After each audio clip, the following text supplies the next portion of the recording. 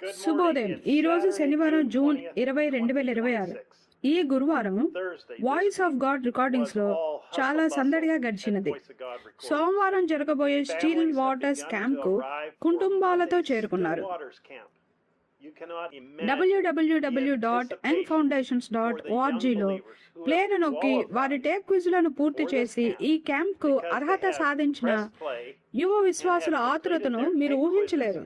on www.youngfoundations.org.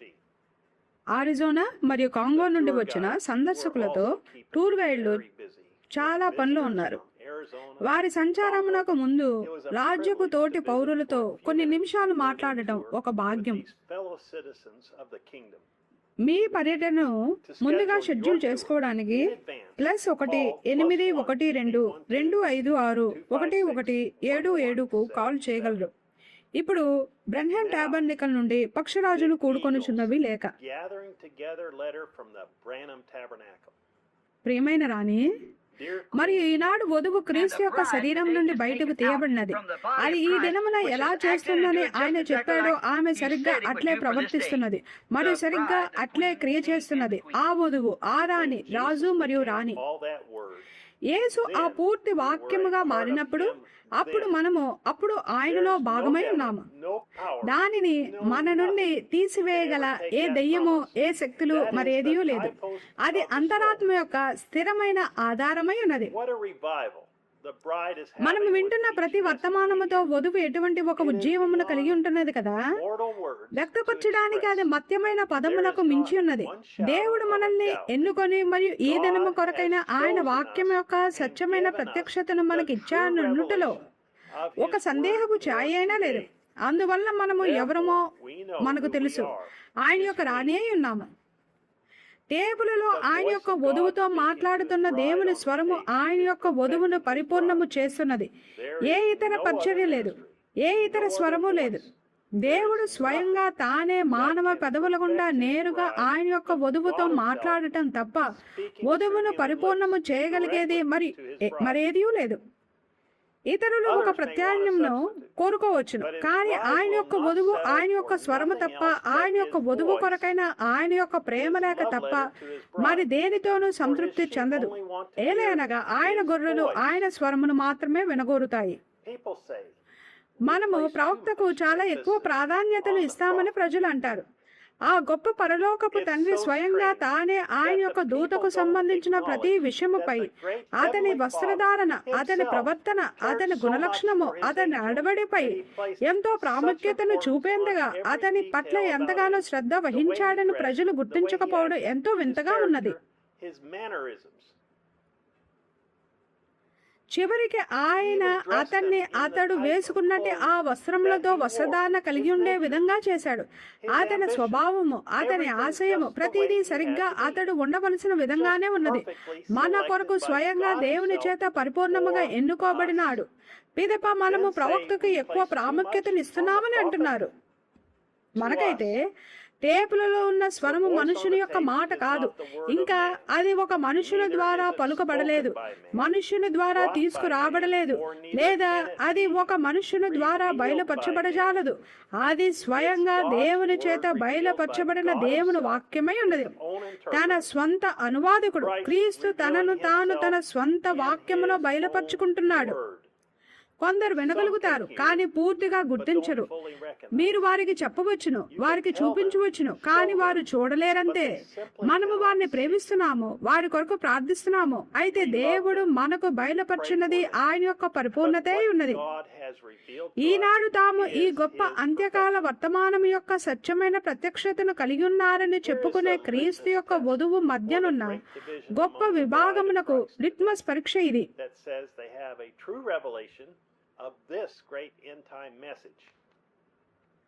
Litmus పరీక్షకు నిర్వచనం ఏదైనా ఒక విషయం యొక్క లేదా ఒక వ్యక్తి యొక్క నిజమైన స్వభావాన్ని, నాణ్యతను లేదా స్థితిని త్వరగా బయలుపరిచే ఒకే ఒక్క నిర్ణయాత్మకమైన అంశము, ప్రశ్న లేదా సంఘటన. I believe in the true God-called ministry. మొదటిగా నన్ను మరొకసారి దీనిని చెప్పనివ్వండి. దేవుని చేత పిలువబడిన నిజమైన పరిచర్యను నేను నమ్ముతాను. ప్రతి కార్యాలయము కొరకు ఒక అవసరత మరియు ఒక స్థానం ఉన్నది. ఈ వ్యక్తుల పరిశుద్ధులను పరిపూర్ణము చేయడం కొరకని లేఖనము చెప్తున్నది. కానీ ప్రతి 5 విధముల పరిచర్య పరిశుద్ధులను పరిపూర్ణము చేస్తుందని అది చెప్పడం లేదు. ప్రతి కాలంలోనూ పరిచర్య మార్గము తప్పి వెళ్తుందని సహోదరుడు బ్రహ్మం గారు మనకు స్పష్టంగా చెప్తున్నారు. కాబట్టి వారు వధువును ఎలా పరిపూర్ణము చేయగలుగుతారు? తాము ఈ అంత్యకాల వర్తమానము నమ్ముతున్నారని మరియు సహోదరుడు బ్రహ్మం గారు ప్రకటన 10:7లోని స్వరమును నమ్ముతున్నారని బోధించిన బోధకులు, ఉపదేశకులు, అపోస్తులు మరియు ప్రవక్తలు అనేకులు ఉన్నారు. వారు ఇప్పుడు అది అబద్ధమని, అతడు ఒక మోసపరిచేవాడని, మనము మతోన్మాదులమని చెప్తున్నారు. వీరు పెద్ద సంఘ సమూహములను కలిగి ఉండి ప్రపంచమంతటకు ప్రయాణము చేసి మరియు పరిచర్య చేసినట్టు గొప్పగా పరిగణించబడిన సేవకులై ఉన్నారు. వారు సమావేశములలో మరియు అమెరికాలోని సంఘములలో బోధిస్తూ 5 విధముల పరిచర్యలో గొప్ప నాయకులుగా ఎంచబడ్డారు.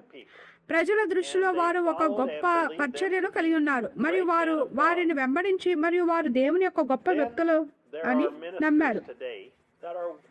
పిదప నిజమైన 5 విధముల సేవకులుగా విస్తృతంగా గుర్తింపు పొందిన సేవకులు కొందరు ఈనాడు ఉన్నారు. వారు ఈ వర్తమానమును ఉటంకించడం ద్వారా మరియు దానిని బోధించడం ద్వారా దాన్ని నమ్ముతున్నామని చెప్పుకుంటున్నారు. కానీ వారు ఈ వర్తమానము సంపూర్ణత కాదని కూడా చెప్తారు. ఒక్క మనుష్యుని వర్తమానపు దినములు గతించిపోయినవని చెప్తారు. 5 విధముల పరిచర్యనే ఇప్పుడు వధువును పరిపూర్ణము చేయవలసి ఉన్నదని మరియు సంఘములో టేపులను ప్లే చేయడం తప్పని చెప్తారు. కొన్ని వాక్యాలను ఉటంకించడం తప్పని చెప్తారు. అంత్యకాలంలో అబద్ధపు అభిషిక్తులు ఉంటారని మనకు తెలుసు. వారిని కనిపెట్టమని ప్రవక్త మనల్ని హెచ్చరించాడు. వారి పరిచర్య అభిషేకించబడి ఉంటుంది. వారు పరిశుద్ధాత్మను కలిగి ఉంటారు. తద్వారా వారు గడియ యొక్క వర్తమానంను ఉటంకిస్తారు. వారు దానికి ఎంత దగ్గర పోలికలో ఉంటారంటే అది సాధ్యమైతే ఏర్పరచబడిన వారిని సైతం మోసపరుస్తుంది. అది సంఘ శాఖలు కాదు. వారు ఏర్పరచబడిన వారిని అసలు మోసం చేయలేరు. కాబట్టి అది వాటికంటే దగ్గర పోలికను కలిగినదై ఉండాలి. దాని అర్థం ప్రతి సేవకుడు మార్గం తప్పిపోయాడని కాదు, అసలు కాదు. సత్యమును బోధించి ఉపదేశించే గొప్ప దేవుని వ్యక్తులు ఉన్నారు. అయితే ప్రతి విశ్వాసి గుర్తించవలసిన మరియు తనను తాను ప్రశ్నించుకోవలసిన విషయం ఒకటి ఉన్నది. మీరు వెంబడిస్తున్న సేవకుడు పొరపాటు చేయగలడా? అతడు బోధించే ప్రతి మాటకు మీరు ఆమేన్ చెప్పగలరా? అతడు ఉపదేశించే ప్రతి మాట యెహోవా ఇలాగూ సెలవిచ్చుచున్నాడు అయ్యున్నదని మీరు నమ్ముతున్నారా? మీరు వినవలసిన అత్యంత ప్రాముఖ్యమైన స్వరం అతని స్వరమేనా? అతడు తప్పైన సంగతిని బోధించగలడా? 30 సంవత్సరాలుగా వర్తమానమును బోధించిన తర్వాత కూడా అతడు తప్పుగా వెళ్ళగలడా? అతడు విఫలం అవ్వగలడా? అతడు మీకు తప్పుడు సంగతులను చెప్పగలడా? అతడు మోసపరచబడగలడా? ఇప్పుడు మీరు టేపులలో వినగల దేవుని యొక్క నిర్ధారించబడిన స్వరము గురించి మీరు అవే ప్రశ్నలు వేసుకోండి. టేపులలో ఉన్న వర్తమానము పొరపాట్లు చేయగలదా? లేదు. మీరు అతడు చెప్పే ప్రతి మాటను నమ్మి మరియు వాటికి ఆమేన్ చెప్పగలరా? అవును. అది విఫలం అవ్వగలదా? లేదు. అతడు తప్పుడు సంగతులను బోధించగలుగుతాడా? లేదు. అది మీకు తప్పైన సంగతిని చెప్పగలుగుతుందా? లేదు. మీరు వినే ప్రతి మాట మీద మీరు మీ నిత్యమైన గమ్యమును ఆధారము చేసుకోగలరా? అవును. అది దేవుని స్వరమా? అవును. నేను ఎందుకని ఈ సంగతులను చెప్తున్నాను? మనుషులందరూ పొరపాట్లు చేయగలరు మరియు చేస్తారు కూడా. కానీ టేపులలో ఉన్న దేవుని స్వరం మాత్రము పొరపాటు చేయలేదు అని చూపించుటకై ఉన్నది. అందువల్ల అది మీరు వినవలసిన అత్యంత ప్రాముఖ్యమైన స్వరమై ఉన్నది. అందువల్లే పరిచర్యలో తమ సంఘములకు టేపులను ప్లే చేయాలి. అది దేవుడు తన వధువు కొరకు కలుగు చేసినట్టే ఆయన యొక్క పరిపూర్ణమైన ఏర్పాటు చేయబడిన మార్గమై ఉన్నది. నిశ్చయంగా మీరు ఇతరులు చెప్పేది వినవచ్చని నేను నమ్ముతాను. అయితే మీరు తప్పకుండా విని మరియు ప్రతి మాటను నమ్మవలసిన ఏకైక స్వరము టేపులలో ఉన్న స్వరమే ఉన్నది. ప్రతి మాటకు మనం ఆమేన్ చెప్పగల ఏకైక స్వరము అది మాత్రమే ఉన్నది. అది దేవుని యొక్క ఆజ్ఞే ఉన్నది. మీరు ప్రతి మాటను నమ్మవలసి ఉన్నారు. మరియు అగ్ని స్తంభం ద్వారా సత్యమని రుజువు చేయబడిన ఏకైక మాట మీరు టేపులలో వింటున్న మాటే ఉన్నది. విలియం మ్యారియన్ బ్రెన్హామ్ మాత్రమే ఆయన వాక్యం యొక్క దైవిక అనువాదకుడని దేవుడు చెప్పాడు. ఎందుకంటే అది అతని వాక్యము కాదు, అది దేవుని వాక్యమై ఉన్నది.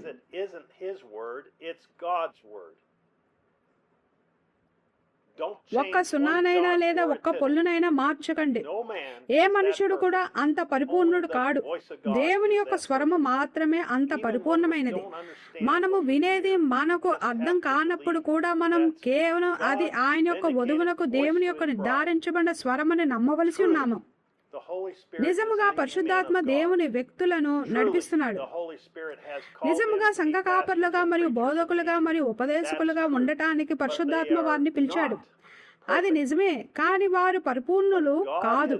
అయితే మీరు కూడుకున్న ప్రతిసారి మీరు పరిపూర్ణమైన వాక్యమును వినగలుగుటకు దేవుడు ఒక మార్గమును ఏర్పాటు చేశాడు. ఈనాడు పరిచర్యతో పాటు ప్రజలు కూడా ప్రత్యామ్నాయాలను కోరుకుంటున్నారు. వారు సహోదరుడు బ్రహ్నం గారి పట్ల ఏమి చేస్తున్నారో దానిని ఒక సేవకుని పట్ల చేయడాన్ని మీరు ఊహించగలరా? నేను నీకు 30 నిమిషాలు ఇస్తాను, పిదప నీవు ఆపివేయాలి. నేను అందించవలసిన ఒక వర్తమానమును నేను కలిగి ఉన్నాను. మీరు ఏ సమయంలోనైనా టేపులను వినవచ్చును. ఈ దినములకు తగినట్లుగా సంఘము ఏమి వినవలసిన అవసరం ఉన్నదో నాకు తెలుసు. చాలా మంది టేపులో కనీసం కొంత భాగమునైనా ప్లే చేయరు మరియు తమ సంఘములలో దేవుని స్వరమును ప్లే చేయడం తప్పని చెప్తారు. ఒక సేవకుడు తాను బోధించవలసి ఉన్నాడని నమ్ముతున్నాడు గనుక దేవుని స్వరమును తన సంఘములో ప్లే చేయకుండా ఉండడానికి ఒక సాకును, అసలు ఏ సాకునైనా చెప్పడాన్ని తమ సరి అయిన మతి స్థిమితంలో ఉన్న ఎవరైనా ఊహించగలరా? వారు దానిని చెప్తారు, కానీ అది దేవుని స్వరమని వారు నమ్మరు. లేదంటే టేపులను ప్లే చేయకుండా ఉండడానికి వారు ఎన్నడూ ఏ సాకును చెప్పలేరు. ఒకరు ఇది దేవుని స్వరమని నమ్ముతున్నానని చెప్పుకుంటూ మరియు తమ సంఘములో దానిని ప్లే చేయడానికి ఇష్టపడకుండా ఎలా ఉండగలరు? ఇది దేవుని స్వరమే మాట్లాడుటై ఉన్నది అని నమ్ముతున్నామని చెప్పుకుంటున్న ప్రజలు తమ సంఘములలో దానిని ప్లే చేయమని తమ సంఘ కాపులను అడగకపోవడం అనేది ఎలా జరుగుతుంది? ఎందుకంటే వారు అదే ఆత్మను కలిగి ఉన్నారు. ఒక నికోదేము వలె ఉండి మరియు ఇట్లా అనకండి, నేను దానిని చూస్తున్నాను మరియు నేను దానిని నమ్ముతున్నాను. అది మనుష్య కుమారుడు తానే మానవ శరీరంలో తనను తాను బయలుపరుచుకోవడమై ఉన్నది. అది యెహోవా ఇలాగూ సెలవిచ్చుచున్నాడు అయి ఉన్నది. అది ఒక పరిపూర్ణమైన వర్తమానమై ఉన్నది. టేబుల్లో ఉన్నది దేవుని స్వరమై ఉన్నది. కానీ నేను కేవలం నా పరిచర్యను తగ్గించుకొని మరియు నా సంఘము వినడానికి ఆ స్వరమే ఎక్కువ ప్రాముఖ్యమైనది అని చెప్పలేను. సహోదరులారా మరియు సహోదరులారా, మీరు ఈ విషయంలో నాతో ఖచ్చితంగా ఏకీభవించకపోవచ్చును. ఏకీభవించమని నేను మిమ్మల్ని అడుగను. ఒకే ఒకటి ఏమిటంటే మీరు కేవలం దానిని పరిగణించండి. మీరు నాకు ఏమి చెప్తారో నేను దానిని పరిగణిస్తాను. సేవకులు వారి సంఘములలో టేపులను ప్లే చేయడం వారు నమ్మరని వారి సంఘమునకు చెప్పుకుంటే, నా సహోదరుడా, అది పర్వాలేదు. మీరు వారికి మీకు నచ్చిన దానిని తినిపించండి. నేను సరిగ్గా వాక్యముతో నిలిచి ఉండటానికి నా సాయశక్తులా ప్రయత్నిస్తున్నాను. ఎందుకంటే గొర్రెల ఆహారము తప్ప మరొక దానిని కోరుకోవు మరియు టేపులలో ఉన్న స్వరము మన గొర్రెల ఆహారమని మనము నమ్ముతున్నాము. మనము జీవించేది దాని వల్లే అయినది. వచ్చు ప్రతి మాట వలన, అప్పుడప్పుడు కేవలం ఒక మాట కాదు, కానీ టేపులలో పలుకబడిన దేవుని నోట నుండి వచ్చు ప్రతి మాట మనము జీవించేది దాని వల్లే అయ్యున్నది. నేను మిమ్మల్ని అభ్యంతరపరిచినా లేదా ఏదైనా తప్పుగా మాట్లాడినా దేవుడు నన్ను క్షమించును గాక మరియు మీరును నన్ను క్షమించుదురుగాక. ఇది కేవలం మేము సత్యమని నమ్ముచు మరియు సత్యముగా పరిగణిస్తూ మరియు దాని ప్రకారముగా జీవిస్తున్న విషయమై ఉన్నది. ఆయన స్వరమును వినడానికి దేవుడు మాకు ఒక పరిపూర్ణమైన మార్గమును ఇచ్చాడు మరియు మేము దానిని ప్రేమిస్తున్నాము. ఎప్పటిలాగనే ఒకే సమయంలో ఆ స్వరమును వినడానికి మాతో చేరాలనుకుంటున్న ప్రతి ఒక్కరిని జెఫర్సన్ కాలమానం ప్రకారంగా మధ్యాహ్నం 12 గంటల సమయం అప్పుడు మాతో చేరమని నేను ఆహ్వానిస్తున్నాను. అప్పుడు మనం దీనిని వినుచున్న ఒక్క మొత్తము వలె ఐక్యమై ఉంటాము. 65-08-22 M. క్రీస్తు తన స్వంత వాక్యమందు బయలుపరచబడిన సహోదరుడు జోసెఫ్ బ్రెన్హామ్. వర్తమానమును వినడానికి ముందు చదవవలసిన లేఖనములు. నిర్గమకాండము 4వ అధ్యాయం 10 నుండి 12 వచనములు. యెషయా గ్రంథము 55వ అధ్యాయము 1 నుండి 5 వచనములు. ఇర్మియా 1వ అధ్యాయము 4 నుండి 9 వచనములు. మలాకి 4వ అధ్యాయం 5వ వచనము. పరిశుద్ధ లూకా 17వ అధ్యాయం 30 వచనము. పరిశుద్ధ యోహాను 1వ అధ్యాయం 1వ వచనము. పరిశుద్ధ యోహాను 1వ అధ్యాయం 14వ వచనము. పరిశుద్ధ యోహాను 7వ అధ్యాయం 1 నుండి 3 వచనములు. పరిశుద్ధ యోహాను 14వ అధ్యాయం 12వ వచనము. పరిశుద్ధ యోహాను 15వ అధ్యాయం 24వ వచనము. పరిశుద్ధ యోహాను 16వ అధ్యాయం 13వ వచనము. గలతీలు 1వ అధ్యాయం 8వ వచనము.